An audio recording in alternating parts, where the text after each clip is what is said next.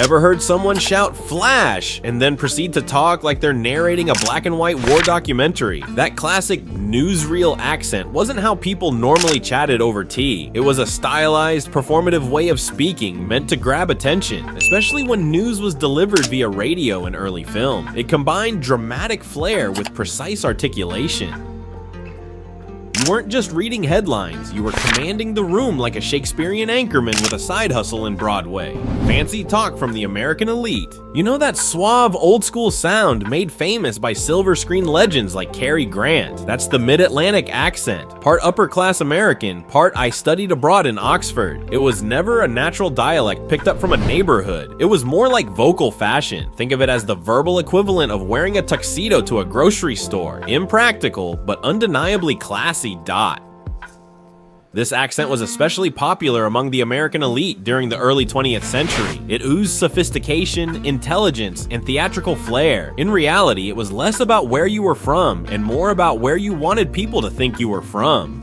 By the 1950s, it started fading away, probably because no one wanted to sound like they lived inside a radio, when acting came with a side of vocal training. The golden age of Hollywood wasn't just glitz, glamour, and over-the-top musicals. It was also the age of voice grooming. Actors were trained in elocution like they were preparing for a royal decree. Every syllable had to be crisp, every vowel stretched like a Broadway solo. You weren't just acting, you were projecting, darling. Why? Because early microphones were garbage. If you mumbled, the audience wouldn't hear a thing, so actors learned to speak like polished orators. Enunciation was survival. This is why everyone from 1930s movies sounds like they're delivering Shakespearean monologues even when ordering a sandwich. The man who recorded sound first, but couldn't play it.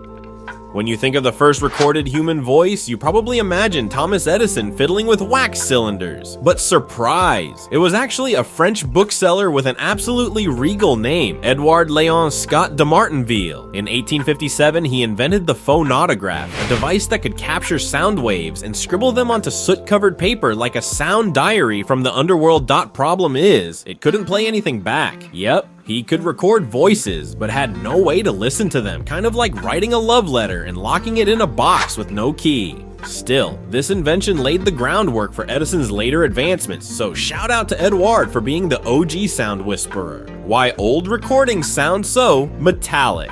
Ever listened to an old phonograph and thought, wow, I sound like a robot trapped in a soup can? You're not wrong. That eerie, metallic sound comes from the limitations of early audio tech. Back in the day, sound equipment couldn't pick up low frequencies very well, so all the warm, deep bass tones were basically ghosted. The result? Everyone sounded like a squeaky ventriloquist dummy with a megaphone. But this wasn't a glitch. It was science. The materials and mechanics of early recording devices were tuned unintentionally to capture higher pitched sounds better. Think violins over double basses. So even the smoothest crooner came out sounding like a kazoo playing Phantom. As technology improved, microphones and playback systems got better at capturing a fuller range of frequencies. But for decades, authentic sound meant robotic tin can nightmares. Weirdly nostalgic, but not exactly HD.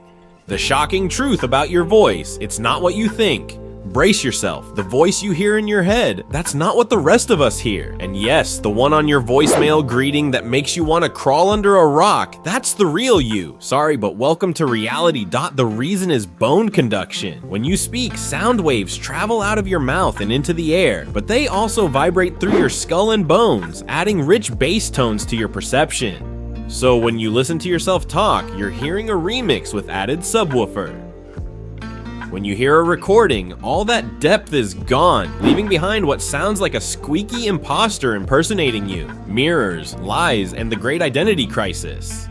Want another existential twist to ruin your selfie confidence? The person you see in the mirror isn't what the world sees. It's your reversed self. That means your left side is actually your right, and vice versa. You've spent years perfecting your smile, your best angles, and your hair flip, all for an audience of one, but everyone else, they're seeing the unmirrored version, the one you barely recognize in photos. It's like starring in a movie where you never get to watch your actual scenes. Now toss in the horror of hearing your voice on a recording, higher pitch, flatter, and unfamiliar, and you've got yourself a deluxe identity crisis. The mirror lies, your ears deceive, and suddenly you're questioning everything from your face symmetry to your podcast ambition. emotions. No wonder we feel disoriented seeing ourselves on video or hearing our voicemail. We've unknowingly built a brand around a version of ourselves only we encounter. Welcome to the paradox of perception, now with bonus awkwardness. Why you cringe at your own voice recordings.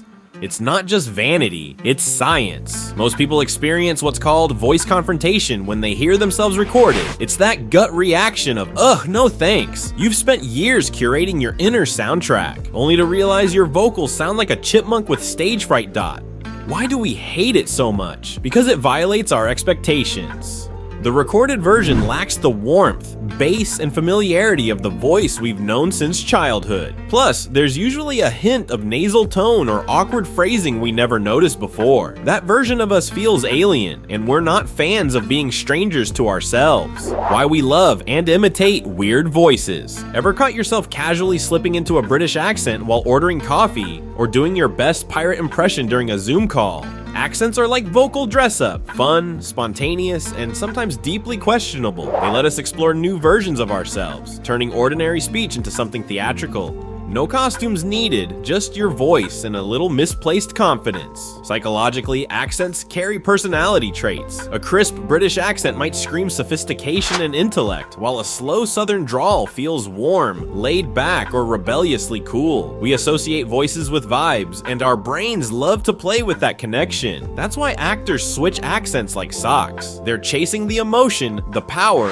and the persona hidden in the sounds. Even if your Irish brogue sounds more leprechaun than local, it's still a fun way to break monotony and spark creativity. Deep down, we're all vocal shapeshifters, using sound to flirt with identity, charm, or just annoy our friends.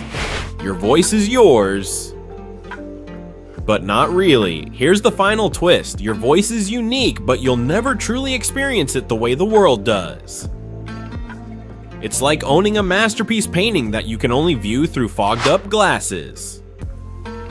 You'll hear your inner version, the deeper, richer, comforting sound, but everyone else hears something a bit different, a bit higher pitched, and probably more accurate. But here's the thing, that doesn't make your voice any less you. In fact, it makes it more special, because even though the playback might feel foreign, it's still your words, your ideas, your personality coming through.